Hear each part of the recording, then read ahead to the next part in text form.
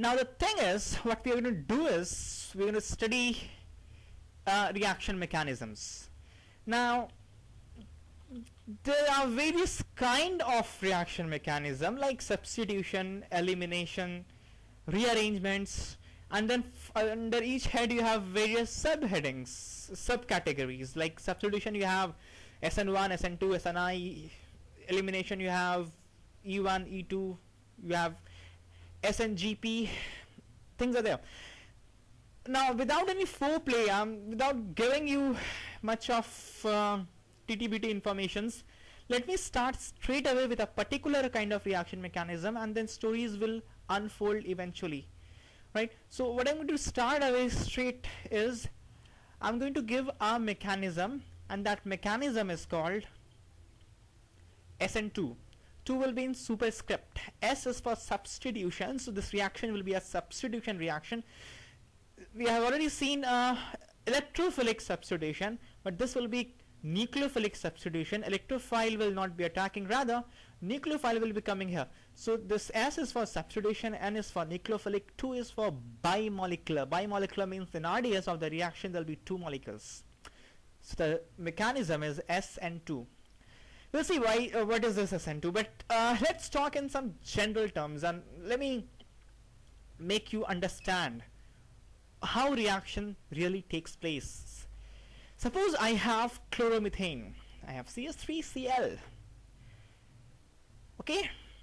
Now you must understand the geometry, the orientation of orbitals, bonding and anti-bonding both. So let me give you a slight description of how this molecule really would be. The bond we are most interested is in carbon and chlorine bond, because this is a polar bond. This will be the reactive site. Alright, carbon hydrogen has almost same electronegativity. Carbon hydrogen bond is non-polar. So this carbon chlorine bond will be formed by overlapping of orbitals. Carbon will have a 2p orbital, chlorine will have a 3p orbital. So there will be overlapping of electrons in this region, right? So that's how the bond will be. Apart from this, carbon will have 3 bonds from hydrogen. I'm not drawing the orbital because there's no need to draw the orbital, because this is a non-polar bond. Actually reaction will not occur at this end, so we are not interested in this bond. This is a polar bond, and the most of the electronic density will be shifted towards chlorine, chlorine being more electronegative. Now if there's nothing else, this chloromethane will have a peaceful life in the container in which you have kept this in. If I somehow, and you will learn eventually how to generate CH3 minus in the system, then let's analyze what will happen. You have CS3Cl, chloromethane is neutral, it's quite stable compound, and of course you will have a solvent to bring a common, to act as a common platform for both these reagents and reactants. So you have chloromethane and you have methane anion or methyl anion. What will happen? The thing is, something will happen. Why something will happen? Something will happen because the CS3 minus cannot remain as CS3 minus. Why can't it remain as CS3 minus? It can't remain as CS3 minus because it is not stable. If things are not stable, they react to become stable. So the question would be, why this CS3 minus is not stable? It's not stable because negative charge on poor carbon is never stable. Why not? Because carbon has the least electronegativity in organic chemistry, whatever elements we deal with. So carbon is not having sufficient electronegativity to hold that negative charge on its head. So it will really be a headache for carbon to hold that negative charge. So being electronegativity being very less, so these electrons will not be tightly held into the orbital of carbon, so they ought to come out, and that makes carbon less stable. When the charge when the charge is not tightly held, that charge tends to react, and when species tends to react, they leaves their original state, and we see them to be unstable. So this negative charge will not be tightly held with the carbon because it has very low electronegativity value. So this negative charge will be dying to go into some other orbital because it wants to spread. It is electron being having the wave nature wants to spread. So what will happen is it will go to some another orbital, have a great tendency to go to another orbital, and that will be exchange of electron effectively from carbon's orbital into someone else.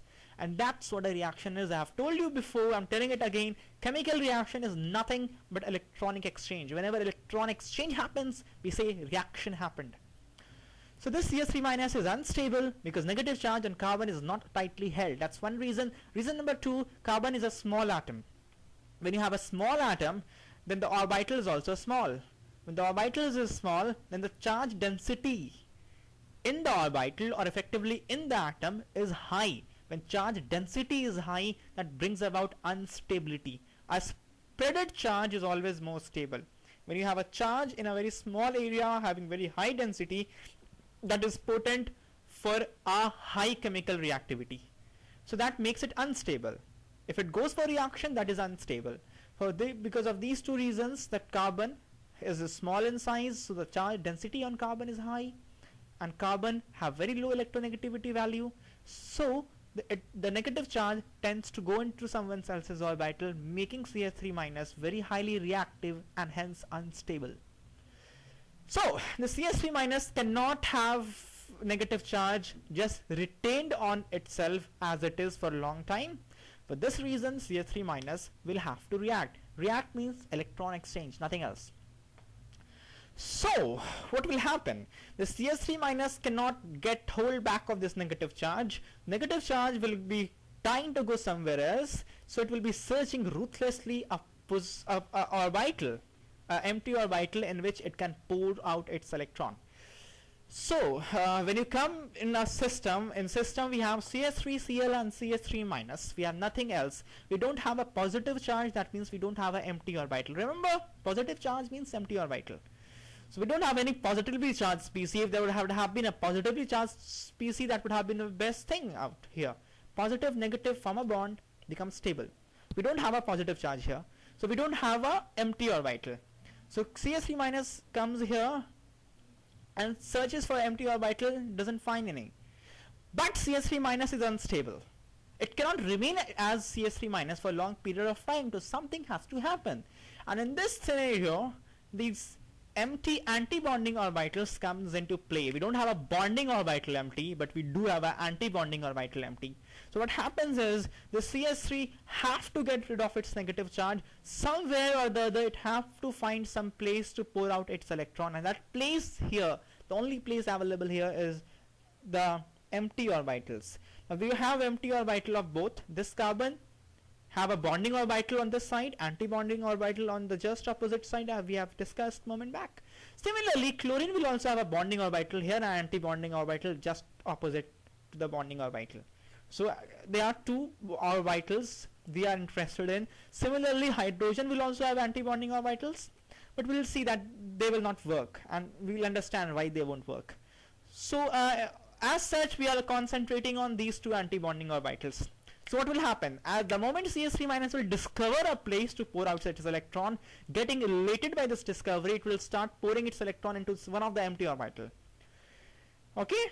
So in that way, the negative charge which was not stable on the head of CS3 will get rid of it and be stabilized. So let's suppose two cases for the sake of understanding. Let's suppose that CS3 minus starts pouring its electron into the empty anti-bonding of carbon. Next, we'll consider it starts pouring its electron into the anti-bonding of chlorine. Let's see which one is feasible. And if both are feasible, which one will be more spontaneous? First case, it comes closer here. Electronic exchange can't happen with such a distance. It comes closer, start pouring it electron. Now the carbon as such was not having any problem because this anti-bonding was not participating in any kind of bonding as such.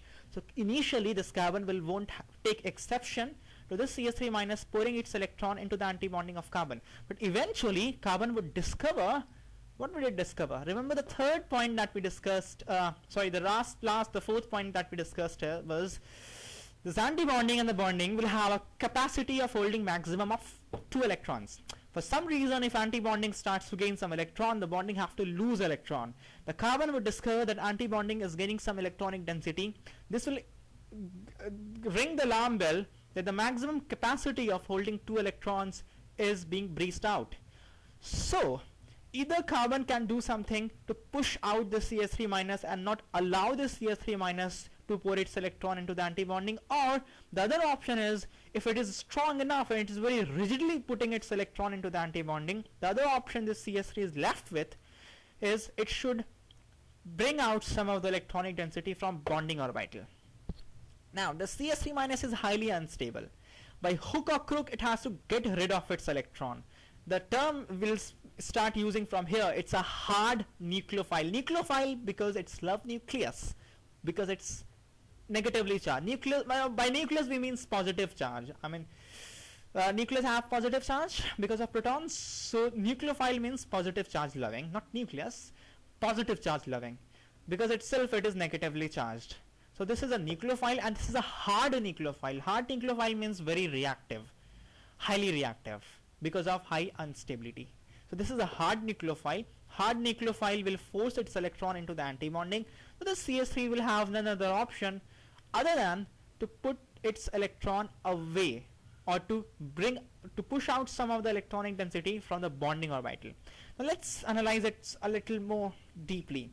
What's happening is one of the bond was already there between CS3 and Cl. There was this antibonding was empty. Alright, this CS3 minus starts putting its electron into the antibonding. Now this CS3 would starts to push out some of the electronic density from bonding, so that the overall electron that is there in the antibonding and bonding is 2, because it was already 2 in the bonding. If you have to if you start to get some extra electron from the into the antibonding, then the electronic wave will correspond to more than 2 electrons. So that cannot happen. Now that is the rule, this you must know, that will not happen. So what will happen is, if some electronic density is coming, then some of the electronic density must go. Where would it go? Electrons always resides in orbital.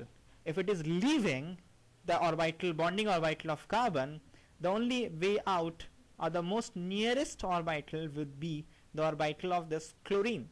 So it has to come out of CS3. So where would it go? It would go into the orbital of chlorine. So what will happen, the CS3 minus will be pushing more and more electronic density into the antibonding of carbon, and this will bring out more and more electronic density from out of the orbital of carbon into the orbital of chlorine. So electronic density here will start to increase, electronic density from here will start to decrease. This process will go on and on. Eventually what will happen, sufficient amount of electronic density is already there into this orbital, so most of the electronic density will already leave this orbital and entered into the orbital of chlorine. After some time what will happen, the complete electronic wave, the wave corresponding to 1 electron, so that the CS3 will get rid of its negative charge, will go into the orbital of this carbon. Complete electronic wave will leave this bonding, because complete electronic wave have entered already, and it will go into the orbital of chlorine. Now when there is no overlapping, then there is no bond. When all of the electronic wave is only in one orbital, then there is no bond, because bond is there. I have already told you the bond is there. Suppose there is a bond between carbon and hydrogen. The bond means carbon and hydrogen are attached by some physical force. Whenever they move together. Wherever they go together. That means if you pull up this carbon, then hydrogen will automatically be pulled up. This will happen because carbon, when you pull up carbon, this electron will get which is attracted to the nucleus of carbon, will also go up. The nucleus of hydrogen is attracted to this electron, hence will also go up. So, but when there is no overlapping, then if you pull up carbon, then the electron won't go up, because this electron is in the orbital of hydrogen and not in the orbital of carbon if there is no overlapping. So this carbon will go up, the electron will remain here, hydrogen will remain here. Hence, technically, the bond is broken. So when there is no overlapping, there is no bond. So this CS3 and Cl will not remain together. They'll move apart from into the system. So they will go different ways. So what will happen, that Cl will go away from this CS3. Next what will happen is there will be some overlapping of electron between the orbital of this CS3 and this CS3, because this CS3 was having 2 electrons. So one of the electron is transmitted into this orbital, so both CS3 now have 1 electron. Now when both have 1 electron, they overlap to form a bond. So from the back side what will happen, there will be a bond formation between CS3 and CS3 like this. From the front side this chlorine goes away, but when this chlorine goes away, it goes away in the form of Cl minus, because this bond was having 2 electron that was shared between the orbital of carbon and chlorine.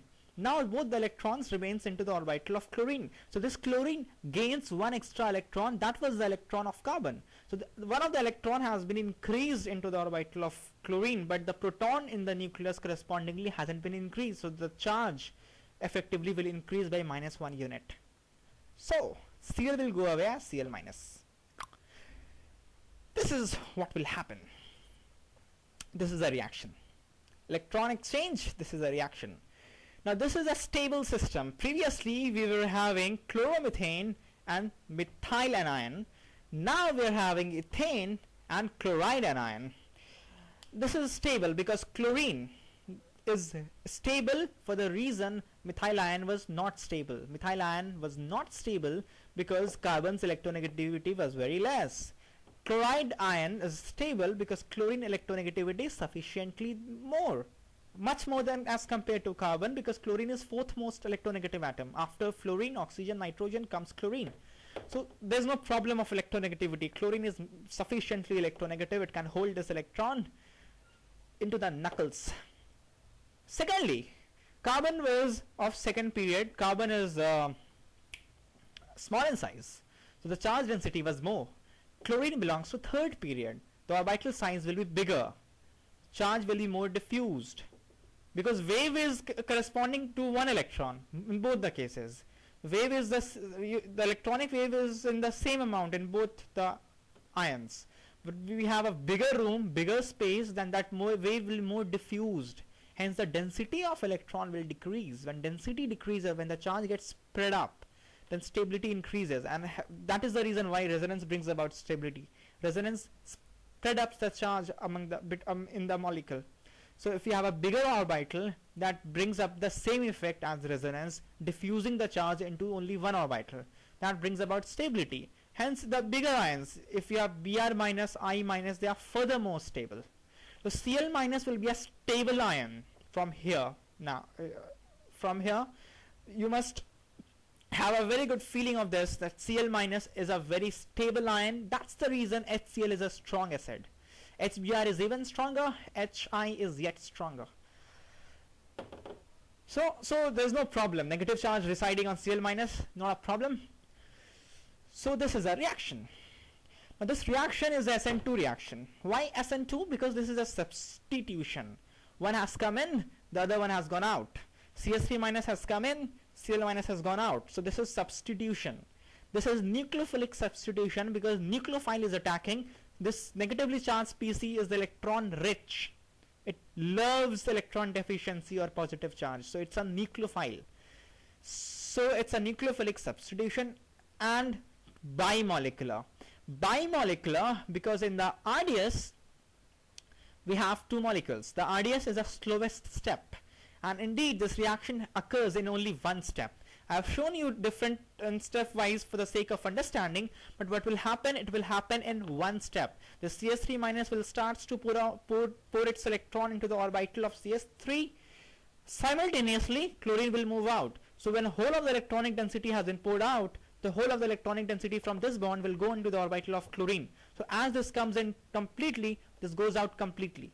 In 1 step, reaction is over. This is a concerted reaction. Concerted reaction means reaction which completes in 1 single step.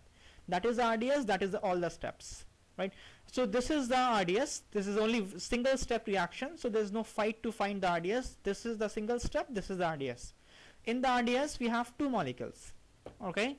Before the reaction, we have two of them, CH3 minus and CH3Cl separately. During the reaction, both the molecules are present simultaneously apart from the solvent.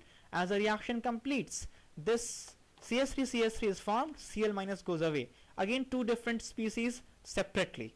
During the reaction, both of them were present together. So in the RDS, you had two molecules. So this is bimolecular reaction. So that explains everything. Explains the nomenclature, SN2 substitution, nucleophilic bimolecular. Done. That's what SN2 is. Theory is over. Problems now will follow. I hope you understood this. Right?